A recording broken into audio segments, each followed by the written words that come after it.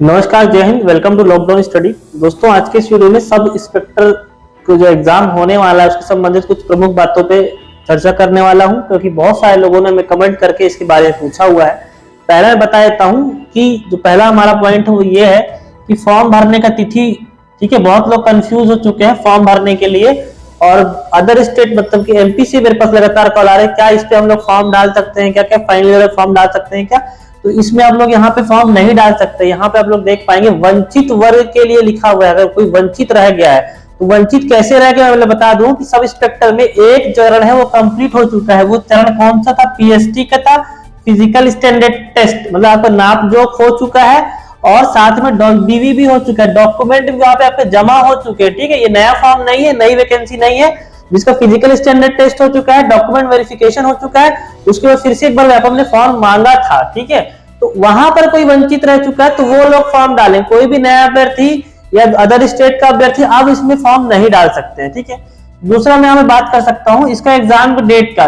मैंने आप लोग को बता दिया है 29 जनवरी को इसका एग्जाम डेट फिक्स हुआ है। बहुत लोग कमेंट कर कह रहे हैं कि मेरा सीटेट का एग्जाम है, मुझे भोपाल जाना है, मुझे कहीं और जाना है, या इस दिन 2 एग्जाम फंस रहे हैं। ठीक है, तो बहुत सारे अभ्यर्थी ऐसा प्रयास कर रहे हैं कि एक ग्रुप बना करके व्यापम के कार्यालय में जाकर इसके लिए आवेदन दिया जाए कि हमारा जो एग्जाम का डेट है वो क्लैश हो रहा है सेंट्रल लेवल के एग्जाम के साथ। ठीक है, तो मेरे हिसाब से कि काफी दिनों बाद ये वैकेंसी आई हुई है और इसमें 5 चरण है। अभी आपका प्रीलिम्स होना है, फिर मेंस होना है, फिर आपका फिजिकल होना है, फिर इंटरव्यू होना है, फिर मेडिकल होना है। तो अगर आप इस जो डेट है इसको बढ़वाने का प्रयास करते हैं तो 12 फरवरी और 25 फरवरी वाला डेट तो ऑलरेडी पीएससी ने एंगेज कर लिया, तो आपका डेट जो है वो मार्च के तक चला जा सकता है। ठीक है, 19 फरवरी या मार्च तक चला जा सकता है, तो वहां पे और डिले हो जाएगा और बहुत मुश्किल से एक डेट मिला हुआ अभ्यर्थी को फिर से। तो मुझे लगता है इसको चेंज करवाने के लिए नहीं जाना चाहिए आप लोग को। और एक बात और है कि बिल्कुल दोनों डिफरेंट जॉब है। एक टीचर की जॉब है सीटेट वाले के लिए और एक सब इंस्पेक्टर की जॉब है। दोनों जॉब अलग अलग है, तो आप लोग चूज भी कर सकते हैं किस जॉब में ज्यादा प्रेफरेंस आप लोग देना चाहते हैं। ठीक है, अभी सीजी टेट का एग्जाम फिर से अगले साल आ जाएगा, लेकिन ये जो वैकेंसी 10 साल के बाद एक प्रकार से आप लोग आई हुई है इसके लिए।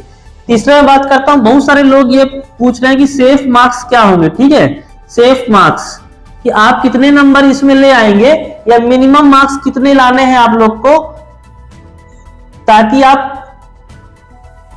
एसआई में क्वालिफाइंग हो जाए। तो मैं बता दूं सेफ मार्क्स या मिनिमम मार्क्स ऐसा व्यापम के वेबसाइट में या व्यापम के द्वारा नहीं बताया गया है। ठीक है, अब सेफ मार्क्स क्या होते हैं अभी तक मैं आप लोग को बता दूं, इसके लिए आरक्षण का निर्धारण नहीं हुआ है। हमारे मुख्यमंत्री भूपेश बघेल जी है वो किसी वैकेंसी को 50% में करवाने के पक्ष में नहीं है, और सुप्रीम कोर्ट ने जो इसकी अगली तारीख डिसाइड करी है, मतलब आरक्षण रोस्टर की सीजी में, वो 23 मार्च के आसपास है। कब है वो? 23 मार्च के आसपास। और हमारे राज्यपाल महोदय की बात करूं तो 76% जो आरक्षण है उसमें साइन करने से उन्होंने मना कर दिया है। ठीक है, तो कहने को सेफ मार्क्स कैसे डिसाइड होगा आपका? 975 पद है, 975 पद है, तो कैटेगरी वाइज आपको 20 गुना, जो लोग टॉप में रहेंगे ऊपर से 20 गुना उन लोग को सिलेक्ट कर लिया जाएगा मेंस के लिए। तो आरक्षण किस आधार पे हो रहा है? 56 हो रहा है कि 58 हो रहा है कि 50% हो रहा है? ठीक है, तो ज्यादा चांसेस हो 50% के ही ज्यादा चांसेस है कि इस आधार पे आपको मेंस में जाने का कहा जाएगा। तो यहाँ पे एसटी का 20% हो जाएगा, तो 20% के हिसाब से आपको अलग सेफ मार्क्स होंगे आप लोग के। 16% एससी का हो जाएगा, 14% ओबीसी का हो जाएगा, 50% आरक्षित का रहेगा। ठीक है, तो कहने का मतलब यह है अपने कैटेगरी वाइज आपको अधिकतम अच्छे से अच्छे मार्क्स लाने का प्रयास करना पड़ेगा।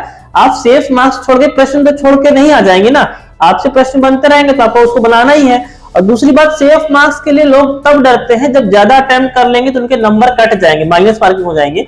यहाँ पे माइनस मार्किंग, निगेटिव मार्किंग तो है नहीं। निगेटिव मार्किंग है क्या? नहीं है। तो जो बच्चा कुछ भी नहीं पढ़ा होगा 4 साल में, कभी देखा भी नहीं होगा एसआई का बुक खोल करके, वो भी क्या करेगा? 100 में से 100 को क्वेश्चन टिक करके आएगा।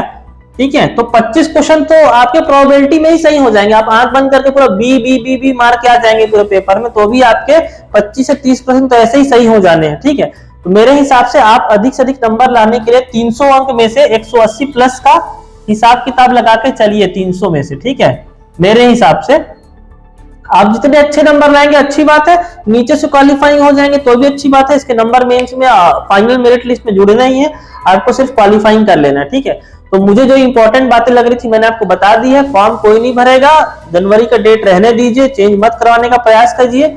सेफ मार्क्स मिनिमम मार्क्स कुछ डिसाइड है नहीं इसमें, आरक्षण के आधार पर, और पदों का 20 गुना जो टॉप से होगा वो उठा लिया जाएगा। ठीक है, तो आज के इस वीडियो में इतना ही रखता हूँ, मिलता हूँ आपसे अगले वीडियो में, तब तक का धन्यवाद, जय हिंद।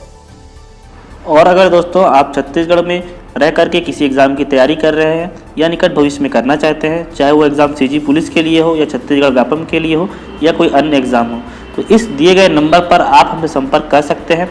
और दोस्तों हमारा पता है near Gupta furniture, Krishna talkies road, Risali, Bhilai.